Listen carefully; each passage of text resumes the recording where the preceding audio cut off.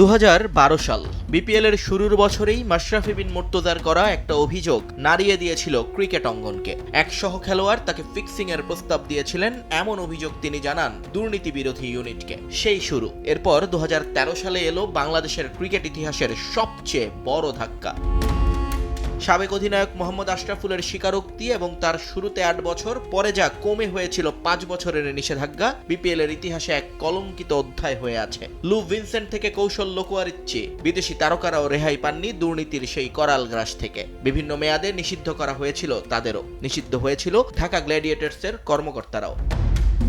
মাঝের কয়েক বছর কিছুটা স্তিমিত থাকলেও 2025 এবং 2026 মৌসুমে আবারও ফাটল ধরে বিপিএলে। বিসিবি এবং আকসুর দীর্ঘ তদন্তে বেরিয়ে আসে 36টি সন্দেহজনক ঘটনা, যেখানে ধীরগতিতে ব্যাটিং থেকে শুরু করে অস্বাভাবিক ফিল্ডিং প্লেসমেন্ট সবই ছিল অ্যালেক্স মার্শালের আতশী কাচের নিচে, যে কারণে 2026-এর নিলাম থেকে সরিয়ে নেওয়া হয় 8 ক্রিকেটারকে।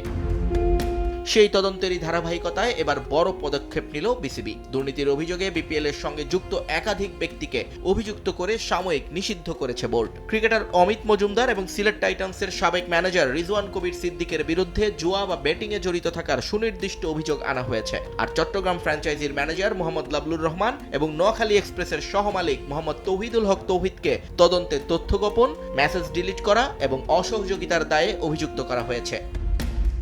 এছাড়া সামিনুর রহমান নামে একজনকে বিপিএল এর নবম, দশম এবং একাদশ আসরে খেলোয়াড় এবং এজেন্টদের সাথে সন্দেহজনক যোগাযোগের দায়ে বিপিএল এর নিষিদ্ধ করা হয়েছে। বাকি অভিযুক্তদের সবাইকে সাময়িকভাবে নিষিদ্ধ করা হয়েছে এবং আগামী 14 দিনের মধ্যে আত্মপক্ষ সমর্থনের সুযোগ দেওয়া হয়েছে। 300 ঘন্টারও বেশি অডিও ভিডিও রেকর্ডিং এবং তথ্য প্রমাণের ভিত্তিতে এই ব্যবস্থা নিয়েছে বিসিবির ইন্টিগ্রিটি ইউনিট।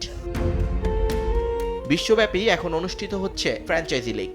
সে তালিকায় গেল বছরে নানা ঘটনায় নিচের দিকে এই অবস্থান ছিল বিপিএল এর। নতুন এই ফিক্সিং কাণ্ডে বিশ্বব্যাপী আবারও যে এই লিগ নিয়ে নেতিবাচক ধারণা সৃষ্টি হবে তার বলার অপেক্ষা রাখে না।